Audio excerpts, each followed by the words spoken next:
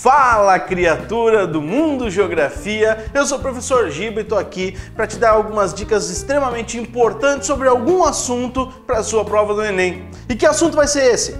Hoje nós vamos falar sobre o relevo, os agentes externos, modificadores, modeladores do nosso relevo terrestre. Vem comigo, vem com o Mundo Geografia!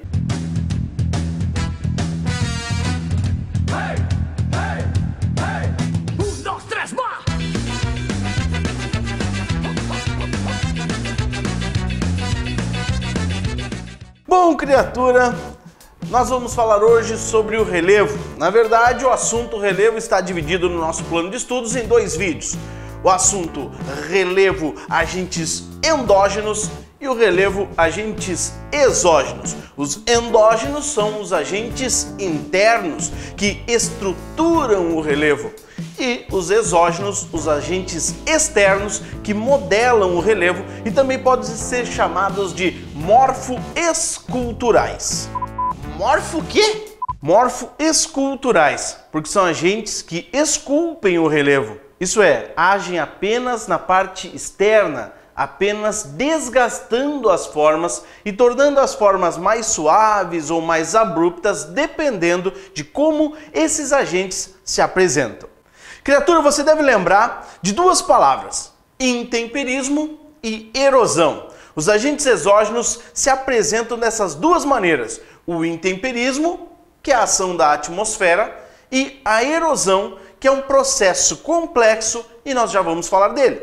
Mas primeiro vamos trabalhar com o intemperismo, que também pode ser chamado de meteorização.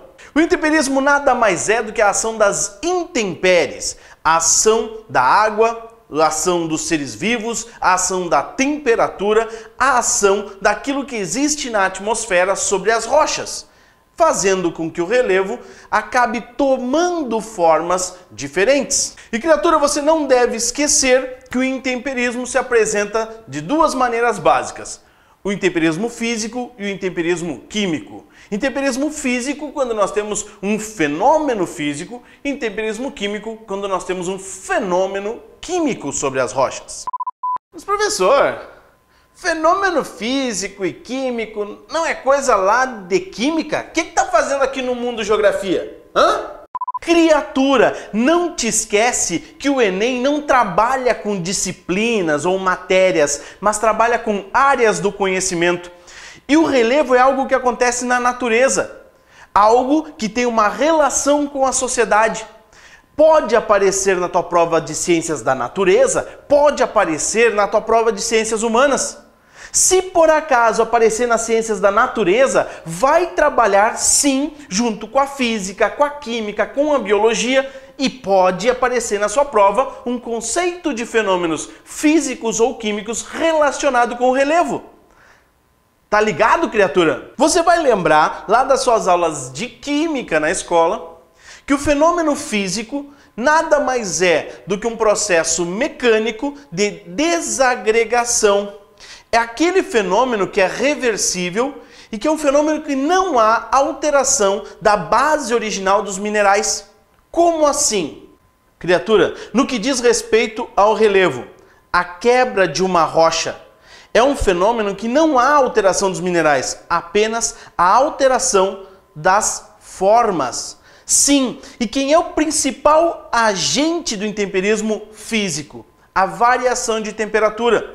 Porque ao termos uma grande alteração temporária de temperatura, nós teremos também uma alteração da relação dos minerais que formam aquela rocha, um estresse daquele material, uma dilatação daquele sólido e, consequentemente, nós teremos a quebra desse nosso mineral. Você vai lembrar que o intemperismo físico ocorre com maior intensidade em regiões em que a temperatura varia muito. E essa variação pode ser uma variação anual, como por exemplo, nas regiões polares, em que nós vamos ter uma variação de 50, 60, às vezes até mais de 80 graus durante o ano. Sim, porque a temperatura durante o inverno pode baixar de menos 60, menos 70, às vezes até menos 80, e podemos ter durante o verão até mesmo temperaturas positivas. Já nas regiões desérticas, essa variação pode ser diária, porque de noite a temperatura é muito baixa e durante o dia a areia do deserto se aquece de maneira extremamente rápida, aumentando a temperatura daquele local. Como não há umidade na atmosfera, não há vegetação, a temperatura é extremamente escaldante, extremamente elevada durante o dia e baixíssima durante a noite. Imagina uma rocha que sofre com essa variação de temperatura. Ela acaba se quebrando. E não à toa as regiões desérticas são formadas por areia. O que é areia, criatura? Isso mesmo, uma rocha quebrada em pedaços menores e menores e menores e menores até que nós tenhamos um pó. A areia nada mais é do que o farelo de rocha. Já o fenômeno químico, nós vamos lembrar que é a ação da água. Exatamente isso, a ação da água nos minerais que formam as rochas. Água mole e pedra dura tanto bate até que causa intemperismo químico. Piada infame do Giba. Tá bom, desculpa piada infame, mas você vai lembrar que a água em contato com os minerais que formam as rochas acaba dando reações químicas que decompõem a base original desses minerais. E aí o que nós vamos ter nada mais é do que uma rocha decomposta. Vejam, não é apenas uma rocha quebrada, mas uma rocha decomposta. Não há apenas a transformação em pedaços, mas uma decomposição dos minerais, reações químicas naqueles minerais, transformando essa rocha em algo completamente diferente do original. Criatura, te liga, se o intemperismo físico vai acontecer nas regiões polares e desérticas, como eu falei, o intemperismo químico vai acontecer onde a água é mais abundante e a temperatura acaba ajudando com pouca variação, ou seja, nas regiões tropicais. Pode aparecer na sua prova uma foto da Amazônia e uma foto de alguns pinguins no meio das pedras. Intemperismo químico, intemperismo físico. Mas, Giba, a minha professora na escola disse que eram 3 tipos de intemperismo: físico, químico e biológico. Você falou 2. O biológico? Você esqueceu. Não, criatura, eu não esqueci. O intemperismo biológico não é a terceira forma de intemperismo, mas uma relação de agentes biológicos com as 2 formas de intemperismo. Ficou confuso? Cuidado! O intemperismo biológico, caso apareça na sua prova, nada mais é do que a ação de seres vivos acelerando a ação do intemperismo físico ou do intemperismo químico. E aí você pode pensar, como assim? Simples. Uma raiz de uma árvore que quebra uma rocha, um acúmulo de folhas sobre uma rocha, uma toca de um animal, todas são formas dos seres vivos se relacionarem com o relevo. A quebra de uma rocha por uma raiz nada mais é do que intemperismo físico, é quebra. Mas o agente foi biológico, a raiz. Um acúmulo de folhas sobre uma rocha aumenta a umidade naquele local. Essa umidade vai reagir com os minerais. Reação química, intemperismo químico. Mas o agente foi biológico, folhas. Um tatu cava uma toca, ele quebra o solo naquele local. Essa toca enche d'água, reação química. Tá ligado, criatura? Antes da gente passar para o próximo tópico da aula de hoje, vamos lembrar que intemperismo físico, variação de temperatura, quebra das rochas, rochas quebradiças, o que vai gerar relevos bastante abruptos, bastante grosseiros, com as arestas das rochas mostradas. Já o intemperismo químico é a ação da água, o que vai me dar a decomposição das rochas e geralmente um relevo mais arredondado. Tá ligado? Posso passar para o próximo tópico? Tô confiando em ti. E o próximo tópico, então, é erosão. E o que é isso? A erosão nada mais é do que um processo que se completa em 3 etapas. A etapa 1, a etapa 2 e a etapa 3. A etapa 1 é a primeira. A etapa 3 é a última. E a etapa 2 é a intermediária. Ah, agora ficou fácil. Mas qual é a etapa 1? O intemperismo. Não sabe o que é intemperismo? Sabe, né? A gente ficou até agora falando sobre intemperismo. Então, o desgaste da rocha é a etapa 1, a retirada. A etapa 2 é o transporte dos materiais que saem daquela rocha.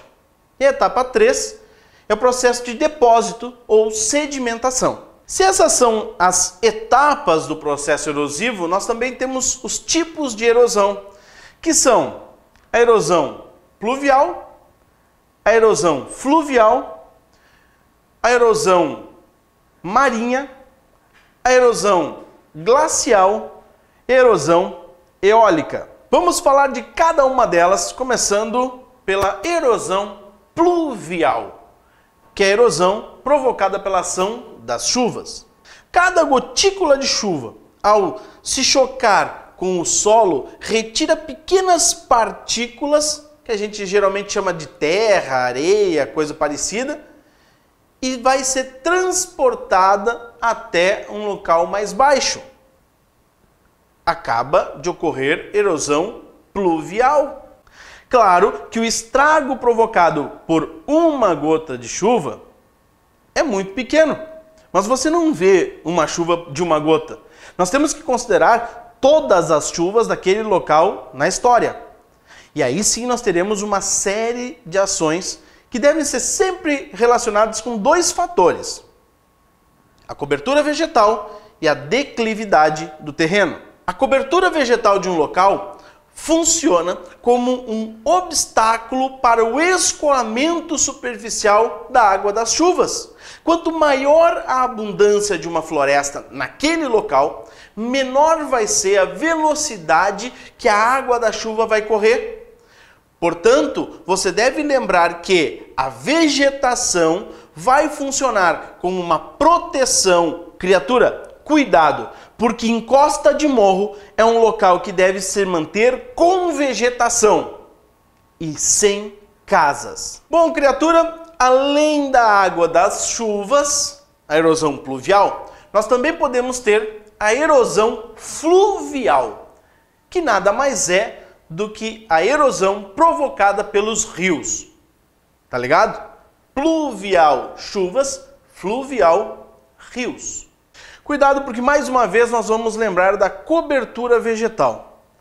Imagine um rio numa região de mato fechado. A água desse rio é límpida, é cristalina, é uma água muito limpa, porque o material que é erodido das margens fica retido nas raízes e nas folhas da lateral. Apenas a água chega no curso d'água. Mas à medida que esse rio vai passando pelo seu leito, segue o seu curso, ele começa a ganhar mais água e maior capacidade de destruição.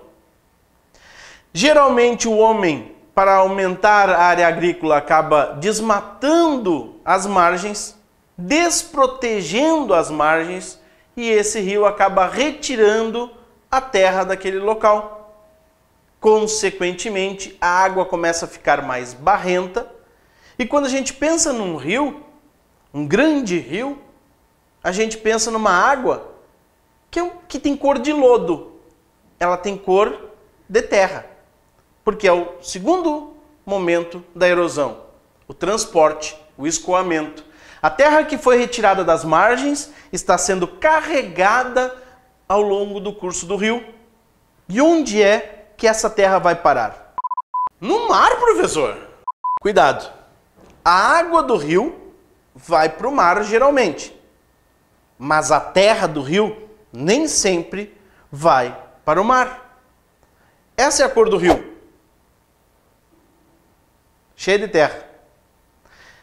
Essa é a cor do mar. Não parece ter aquele monte de terra. Então, onde é que essa terra parou? Não sei. Bom, criatura, agora nós estamos falando da etapa da sedimentação. É onde a terra, que é um material retirado de algum local, vai parar. Ela tem basicamente duas formas, ou no fundo do rio, reduzindo assim a profundidade do curso d'água, e nós chamaremos de assoreamento, e próximo da foz do rio, formando bancos de areia, bancos de sedimentos, e vários bancos de sedimentos podem ser chamados de delta. Exatamente isso. Um delta, como o rio Nilo, o rio Parnaíba, o rio Jacuí, nada mais é do que uma série de bancos de areia em um dado local. Terceiro tipo de erosão, erosão marinha, que nada mais é do que aquela formada pela força das ondas. Isso pode formar praias ou falésias. O que é uma praia? Nada mais do que a borda, a orla, a planície desenhada pelas ondas do mar. A onda vai, retira partículas e volta. Vai, retira partículas e volta. Quanto maior a força da onda, maior vai ser a extensão de destruição, maior vai ser a faixa de areia. Já em praias com poucas ondas, a extensão da faixa de areia já vai ser bem menor, porque a destruição vai ser menor. Quanto maior a força da onda, mais terra ela vai carregar para o mar e mais suja será a água daquele local. Já onde o mar é mais pacato, mais sereno, mais tranquilo, geralmente a água é muito mais cristalina, porque tem pouco sedimento em suspensão. Já as falésias são esses costões que nós temos aqui, bastante comuns no mar Mediterrâneo, na Grécia, na Itália, temos também na região nordeste do Brasil, lá também na região do litoral sul do Brasil, município de Torres, no Rio Grande do Sul, as falésias mais conhecidas do Brasil, que são esses paredões rochosos na beira do mar. Isso, criatura, foi feito pela força das ondas. Já a erosão glacial é aquela provocada pelas geleiras. Exatamente isso, pelo gelo. A água, quando no seu estado sólido, aumenta o seu volume. Isso significa que a água que está no solo ou em uma fenda rochosa no seu estado líquido ocupa um volume. Chega o inverno e essa água congela, expandindo o seu volume.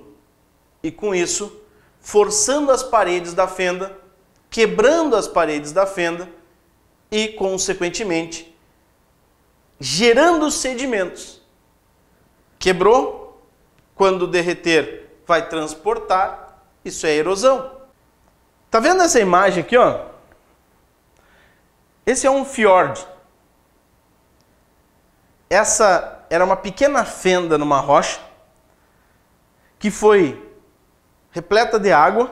A água congelou, derreteu, congelou, derreteu, congelou, derreteu. Você já entendeu? E ela ficou desse tamanho. Isso é um fiord. Muito comum em regiões próximas das regiões polares, como no norte da Europa, no Canadá, no Chile, no sul da Argentina. Cuidado, é uma das poucas vezes que você vai ouvir essa palavra. Fiordes. A outra possibilidade também é uma palavra não muito conhecida, que são as morainas, que nada mais, nada menos são essas pedras nas bases das montanhas. O acúmulo de pedras nas bases das montanhas. Nosso último tipo de erosão, erosão eólica. Ela, na verdade, é a única forma de erosão que não tem a água como um fator. A erosão eólica é aquela gerada pelos ventos, muito comum nos desertos, e acaba formando uma série de feições bastante características de regiões secas, como essas aqui. Percebeu? Nada mais, nada menos do que o vento transportando areia, e essa areia, em contato com a parede dessa rocha, acaba formando esses desenhos. Então, criatura, a aula de hoje, tranquila, né? Não é mais um bicho-papão. Os agentes externos do relevo são esses: o intemperismo, seja ele físico, temperatura, químico, água, biológico, seres vivos, e a erosão, pelas chuvas, pelos rios, pelo mar, pelo gelo e pelo vento. Cuidado! É um assunto extremamente comum na sua prova de Enem e que pode ter uma boa relação com a disciplina de física, com a disciplina de química, com a disciplina de biologia, ou seja, com outras áreas do conhecimento, que é justamente o que o Enem cobra de você.